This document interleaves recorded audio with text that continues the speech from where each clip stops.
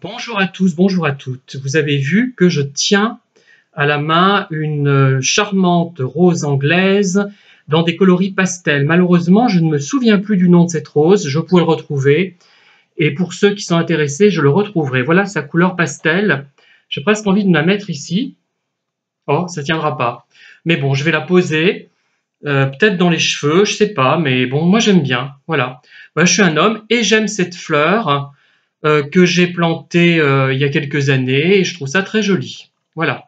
Et c'est une rose couleur pastel, hein, c'est pas autorisé pour les hommes, hein, sauf pour les hommes homos, vous me direz, mais je ne pense pas qu'elle soit autorisée non plus. Alors, je vais parler d'une scène qui a eu lieu il y a quelques semaines, où c'était donc un ministre des Affaires étrangères croate qui a embrassé de force une ministre des Affaires étrangères allemande.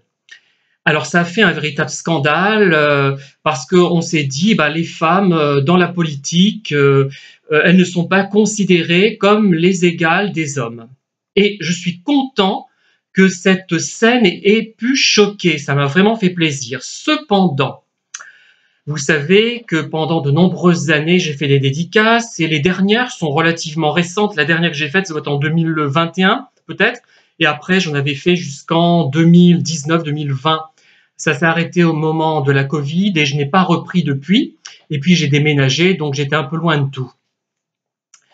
Eh bien, je me souviens, j'étais parfois place des Ramacles, donc à Aubière, hein, et je voyais des gens déambuler. J'étais aussi dans des supermarchés, je voyais également des gens se promener.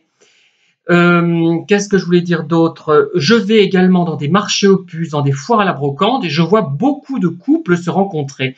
Alors des couples hétérosexuels, hommes et femmes, et je peux vous dire que sur environ 100 personnes, j'ai dû en voir, allez, 98 ou 99 qui agissaient de la même façon. Et je mets 98 ou 99 parce que j'ai un doute. Je ne crois pas en avoir vu qui agissaient différemment, mais peut-être, hein, j'en ai peut-être oublié.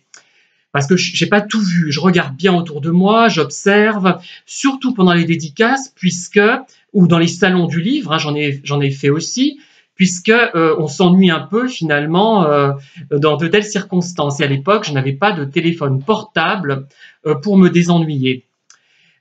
Et donc, qu'est-ce qui se passe? Donc, le couple hétérosexuel, composé donc d'un homme et d'une femme, rencontre un autre couple hétérosexuel composé d'un homme et d'une femme. Qu'est-ce qui se passe? Alors, les femmes se font la bise. La femme du groupe A fait la bise à l'homme du groupe B. L'homme du groupe B fait la bise à la femme du groupe A. Et les deux hommes se donnent une poignée de main. Et quasiment à tous les coups. Alors, ce qui est bizarre, c'est que dans le domaine politique, quand il s'agit de ministres, ça choque.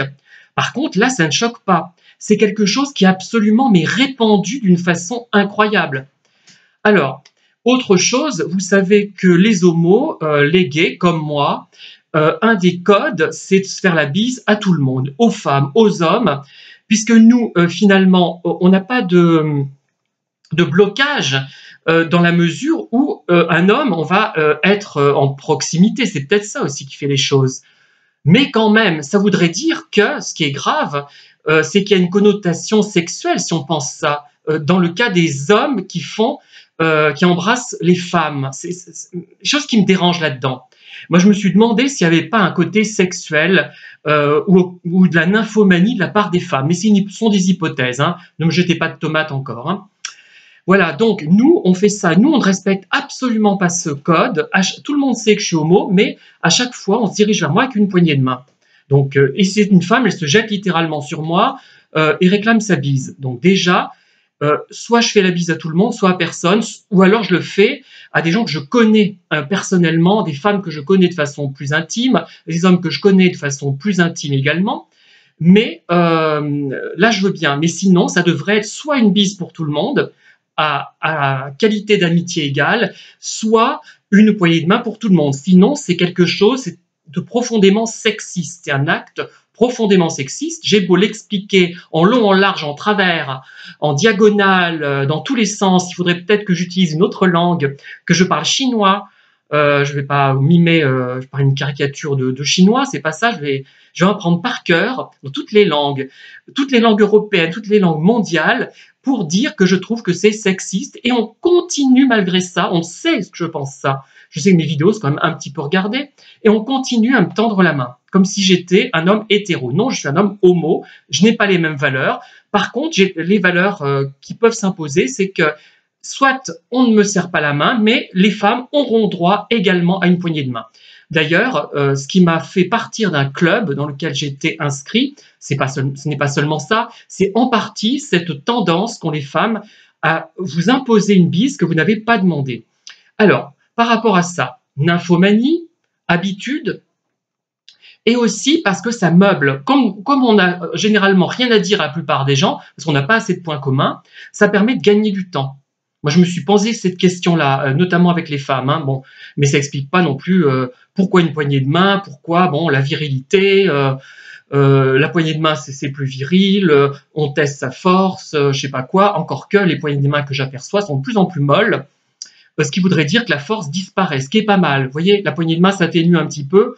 On se rend compte de l'ineptie de tout cela. Et d'ailleurs, les mains, ce n'est pas ce qu'il y a de plus propre. Hein. On les met n'importe où. Je ne préfère pas vous dire où en particulier, parce que ça serait un peu obscène. Mais voilà, et les gens oublient parfois de se les laver. Et quand on touche une poignée, de toute façon, nos mains sont toujours sales. Donc la bise, déjà, c'est plus hygiénique. Mais bref, donc tout ça pour dire que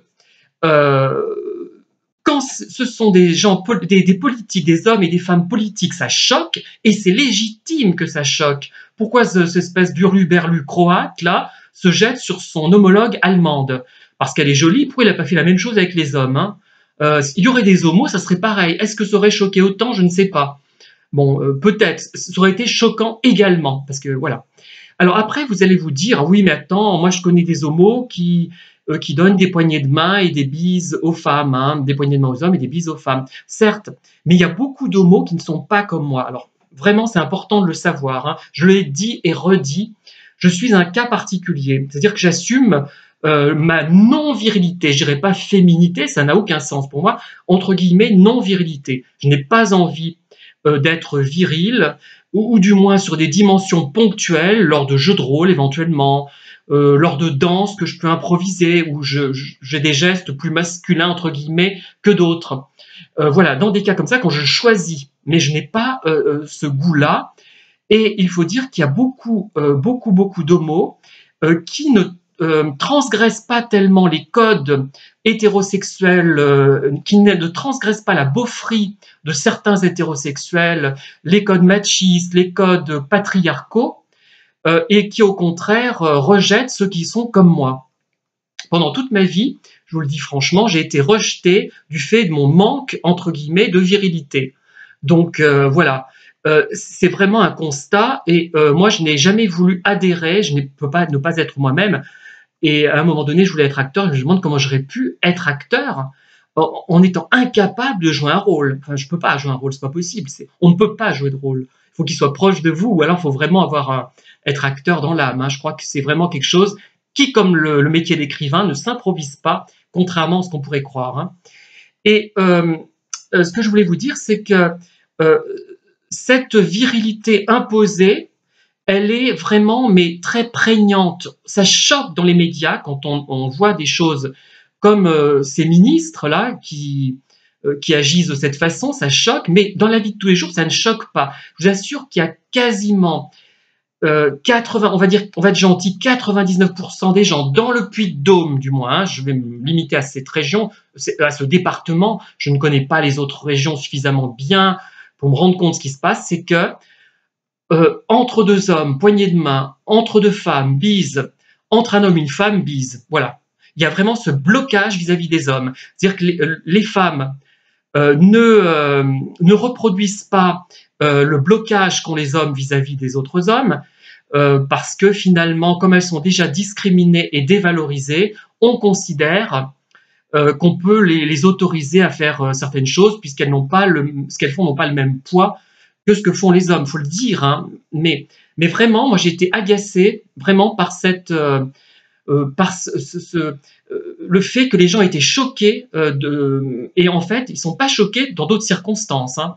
Et c'est moi qui passe pour un hurluberlu, pour quelqu'un de bizarre, quand je vois que une dame me fait la bise et que le mari ne me fait pas la bise, moi je comprends pas, j'explique maintenant. Hein. Soit je fais la bise à tout le monde, soit à personne. Et je le redis, la poignée de main, ce n'est pas un code gay. C'est peut-être le code gay des homos qui ne s'assument pas, qui sont parfois mariés alors qu'ils sont homos. Alors on va dire oui, mais à son âge, etc., blablabla, à cette époque. Ben moi, à mon époque, c'était aussi l'homophobie. J'ai 57 ans. Il y a des gens que je connais qui ont 75, 80 ans, qui s'assument, qui ne sont jamais mariés, qui ont assumé leur homosexualité, qui ont le courage de le faire, même pas le courage, c'est faux, c'est un terme faux. C'est pas du courage. Ne pas admettre qu'on est homo, c'est-à-dire à moins qu'on soit bisexuel. Attention, hein, je fais une différence avec ces personnes-là. À moins qu'on soit bisexuel, effectivement, eh ben c'est vraiment se renier soi-même. Ça veut dire qu'on n'a aucune estime de soi. Et moi, je crois que même si j'avais été dans un pays où je risque la peine de mort, je crois que je serais allé jusqu'au bout, je n'aurais pas pu aller dans le sens de pareille baliverne, enfin de l'obscurantisme.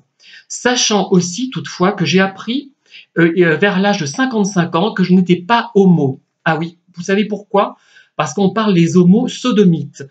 Voilà, et ben moi jamais, sodomie, connais pas. Donc j'en ai conclu que j'étais pas homo, et donc je pourrais peut-être finalement, une fois que les chats seront élevés, qu'ils seront grands, aller dans un pays musulman, puisque je ne suis pas adepte de ce genre de choses, parce que ça veut dire aussi quoi, ce genre de conneries? Ça veut dire que les personnes qui sont homophobes ne réfléchissent pas 3 secondes.